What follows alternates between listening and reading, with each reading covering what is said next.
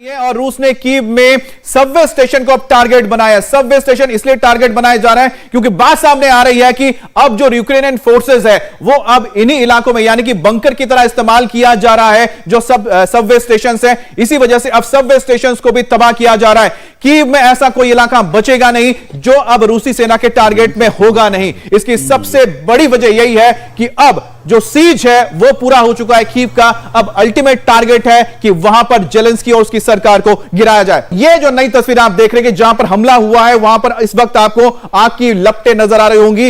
ये इलाका आप देख पा रहे हैं कि बिल्डिंग से और बिल्डिंग के ऊपर रॉकेट अटैक हुआ था। रॉकेट अटैक के बाद आप देख सकते हैं कि पूरा इलाका है, साथ में जो ये इमारत है पूरे आग में तब्दील हो चुकी है।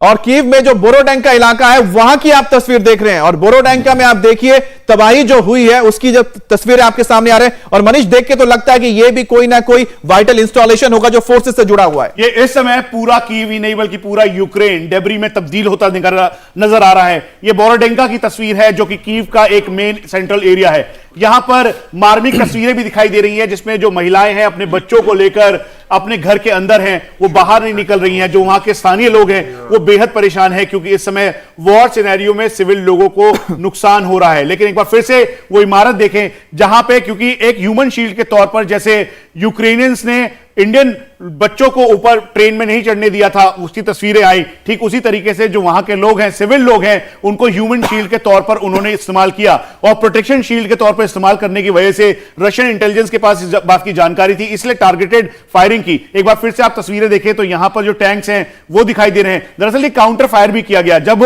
मैकेनाइज्ड कॉलम आगे बढ़ रहे थे तो उस दौरान भी यूक्रेनियन फोर्स की तरफ से विरोध हुआ और वहां पर उन्होंने अटैक किया। लेकिन उसके बाद जो तस्वीरें आपको दिखाई दे रही हैं, इस तस्वीरों में जो आपको इस समय यूक्रेनियन टैंक्स दिखाई दे रहे हैं जो निकले थे बाहर, उनको टारगेटेड तरीके से ध्वस्त किया। एंटी टैंक गाइडेड मिसाइल का प्रयोग किया गया, हेप्टर्स अटैक, हेप्टर्स मी-24 के जरिए। और ये एक बार फिर से दो तस्वीरें देखिए। दो तस्वीरों में एक तरफ जहां 1, 2, 3 और ये चौथे सेकंड पे ही ये मिसाइल अटैक हुआ जिसकी वजह से पूरी तबाही मची। और दूसरी तस्वीर जहां पर पोस्ट इफेक्ट दिखाई दे रहा है, तो बर्बादी की तस्वीर जहां पर चारों तरफ इस समय आग लगी हुई है।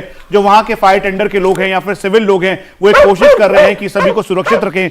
खेरसॉ जिसको कब्जे में ले चुका है रूस और उसके बाद जबरदस्त अटैक किया जा रहा है इसके आसपास के इलाकों में। खेरसॉ की सबसे बड़ी बात यही है कि यह क्राइमिया से सटा हुआ प्रांत है जिस पर रूस लगातार कब्जा करने की कोशिश कर रहा था। कब्जा हो चुका है, अब बारी है उन इलाकों में जाने की जहां पर रेजिस्टेंस हुआ है। और ये वो तस्वीरें हैं जो बताती है कि रशियन आर्मी अब अग्रेसिव ऑपरेशन के साथ है। चेरनिव की सैटेलाइट तस्वीरें सामने आई है और सैटेलाइट तस्वीरों में आप देख सकते हैं किस तरह से बर्बादी आपको नजर आएगी। चेरनिव जो कि कीव से ठीक नॉर्थ ईस्ट की ओर पड़ता है और साथ ही साथ चेरनिव जो इलाका है वो भी बेलारूस के बॉर्डर से सटा हुआ इलाका है। और आप देखिए कि किस तरह से चेरनिव में आप सैटेलाइट इमेज से समझ सकते हैं कि जो बमबारी हुई है, जो हमले हुए हैं उससे पूरे इलाके में देखिए एक ब्रिज को भी पूरी तरह से तबाह कर दिया गया है जो एयर अटैक्स हुए थे ताकि यहां पर जो रेजिस्टेंस फोर्स है उसको रोका जा सके। रूस ने कीव के एक और टीवी सेंटर को तबाह कर दिया है और रूस के अटैक में कीव का रिजर्व रेडियो स्टेशन बर्बाद कर दिया है। कल हमने आपको तस्वीर दिखाई थी कि किस तरह से कीव के